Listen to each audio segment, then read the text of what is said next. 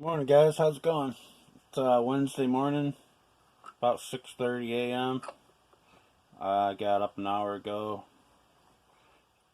put the power valves back in this O2 rm85. Guy brought me last night. It was seized up. Well, took it apart. It was seized on the piston, which you don't see often. Usually it's a crank bearing or piece of piston broke, stuck in the crank, or the crank itself seizes up. But look at that. So I had a lot of aluminum transfer on the cylinder, which wasn't a big deal. I knew I could get that off, but was hoping the plating was okay, which it was. After a lot of sanding I got it off. Plus I deglazed it with the hone a little bit, so it's good to go. Cleaned the power valves. I didn't like the clearance, so I actually took a little bit off the power valve, so it looks a lot better to me now. But yeah, cleaned up the power valves. This engine's been really modded, porting. So that's the cylinder. The cylinder's done. I wanted to make sure so I could tell the guy the cylinder's going to be good.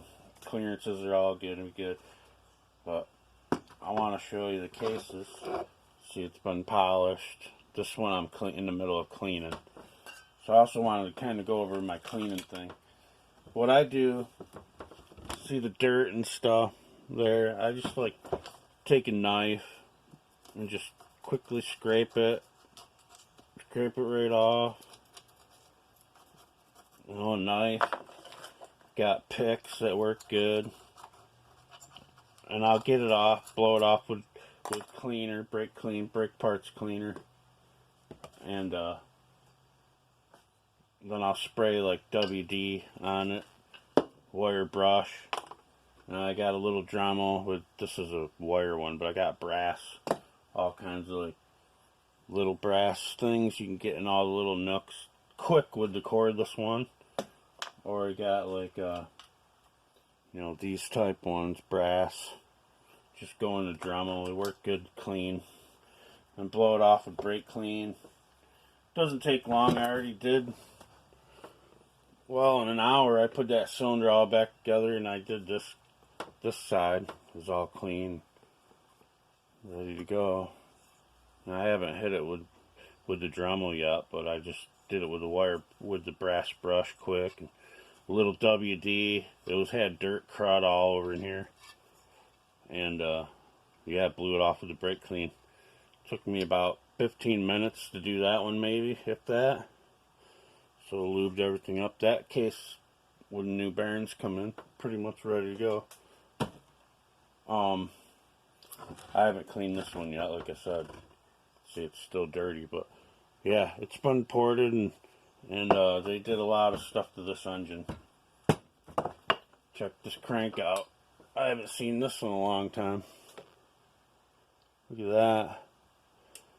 It's supposed to it's like a kind of like a turbocharger thing. It's supposed to force the fuel up a lot faster, but yeah, they did that to it too. The guy actually asked me if I would do some modding to this engine. As soon as I took the cylinder off, I'm like, yeah, I don't think there's much more I can do to this thing. It's already been done. So I'm interested to see what the squish and everything is in the head, because that looks like it's been shaved down, but I'll check that when I put it back together with a new piston. But yeah, I thought maybe the crank was seized up. I was going to rebuild the crank, but it's still tight. It's an OEM rod.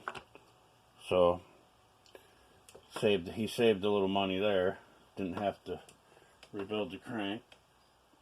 So basically, just I got a Vertex piston coming for it, some Koyo crank bearings and seals, all new engine seals and gaskets, and this will be back going in a few days. Take like 3 to 4 days for the parts to come in. So this is on, I think it's on a little flat track 85, so it's going to be pinned wide open all the time. Got him to going to start running 927 castor oil 32 to 1 with 50-50 race fuel, which is gonna need from the looks of it. He was using, he didn't really run this very long. I guess it sat for a long time, but he did say he run like Husqvarna chainsaw oil, 50 to 1 in it. So between that and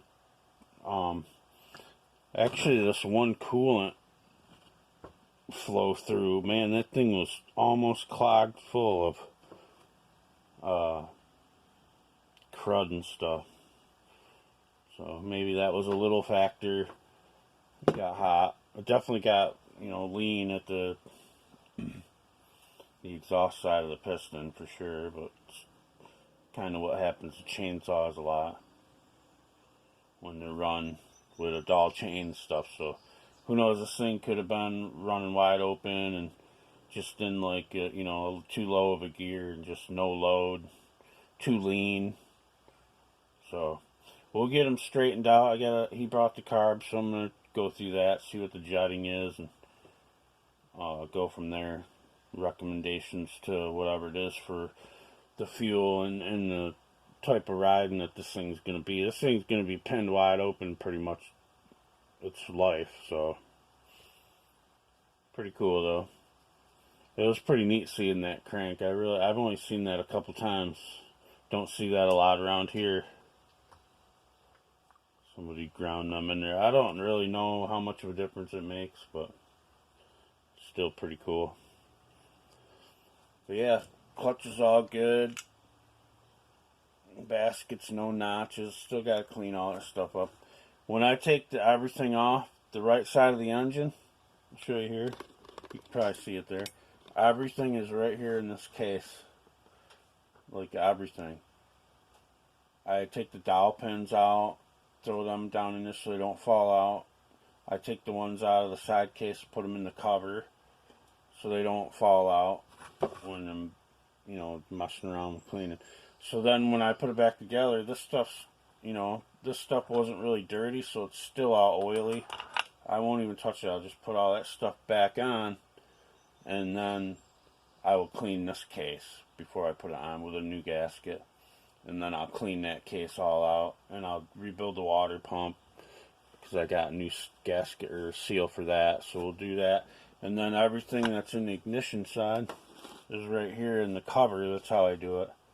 Everything from the drive sprocket to everything in the stator, I just throw them in the covers, put everything in there. So that's all that, and that's all that. Pretty much the whole engine. The tranny, I got the forks in there.